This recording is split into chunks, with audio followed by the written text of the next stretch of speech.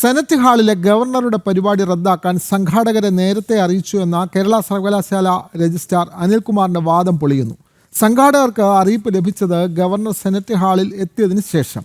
പരിപാടി തുടങ്ങി 11 മിനിറ്റുകൾക്ക് ശേഷമാണ് ഹാൾ ക്യാൻസൽ ചെയ്ത ഇമെയിൽ സംഘാടകർക്ക് ലഭിക്കുന്നത്. യൂണിവേഴ്സിറ്റി അധികൃതർ പത്മനാഭ സേവാ സമിതിക്ക് അയച്ച കത്തിന്റെ പകർപ്പ് ജനം ടിവിക്ക് ലഭിച്ചു.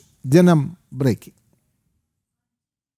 ചട്ടങ്ങളുടെയും നിയമങ്ങൾക്കും ലംഘനം വരുമ്പോൾ നമുക്കതിൽ ബന്ധപ്പെട്ടവരുടെ ശ്രദ്ധയിൽ കൊണ്ടുവന്നിട്ടുണ്ട്. സംഘാടകരോട് അതിനുള്ള പോരായ്മകൾ പറഞ്ഞിട്ടുണ്ട്. അത് മാറ്റിയാൽ അതിനുള്ള പരിഹാരം ഉടൻ തന്നെ ചെയ്യും. അല്ലെങ്കിൽ നമുക്ക് ഈ പരിപാടിയുമായി മുന്നോട്ട് പോകുന്നതിന് സർവകലാശാലയ്ക്ക് ബുദ്ധിമുട്ടുണ്ട്. പോലീസ് ക്ലിയറിംഗ് അടക്കം പൂർത്തിയാക്കിയ ശേഷം വേദിയിൽ ഗവർണർ പങ്കെടുക്കുന്നതിന് മിനിറ്റുകൾക്ക് മുമ്പാണ് കേരള സർവകലാശാല രജിസ്ട്രാർ KS അനിൽകുമാർ വേദിയിലെത്തുന്നത്. പരിപാടി നടത്താൻ പാടില്ല എന്ന് സംഘാടകർക്ക് നിർദ്ദേശം നൽകിയതായും അദ്ദേഹം അറിയിച്ചു. മാധ്യമങ്ങൾക്ക് മുന്നിലും ഇക്കാര്യം അദ്ദേഹം ആവർത്തിക്കുകയും ചെയ്തു. യൂണിവേഴ്സിറ്റി അനുമതി മറികടന്നാണ് സംഘാടകർ പരിപാടി സംഘടിപ്പിക്കുന്നതെന്നും വ്യക്തമാക്കി.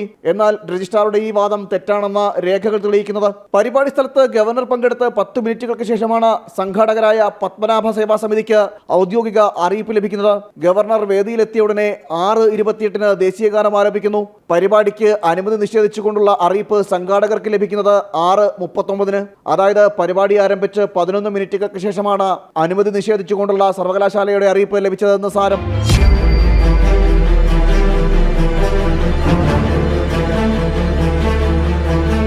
ചട്ടങ്ങളും നിയമങ്ങളും കാറ്റിൽ പറത്തിയുള്ള രജിസ്ട്രാർ നടത്തിയ ഇടപെടൽ വിമർശനങ്ങൾക്ക് ഇടയാക്കുകയും ചെയ്തു. സ്ഥലത്ത് ഇടത് സിൻഡിക്കേറ്റ് അംഗങ്ങളടക്കം പ്രതിഷേധത്തിനെത്തിയതിനു പിന്നിലും രജിസ്ട്രാറുടെ ഇടപെടലാണെന്നാണ് സംഘാടക സമിതിയും ആരോപിക്കുന്നത്. സർവകലാശാല ചാൻസലർ കൂടിയായ ഗവർണറുടെ പരിപാടി തടസ്സപ്പെടുത്താൻ ശ്രമിച്ച രജിസ്ട്രാർ നടപടിക്കെതിരെ വലിയ പ്രതിഷേധമാണ് ഉയരുന്നത്. ജനം, തിരുവനന്തപുരം.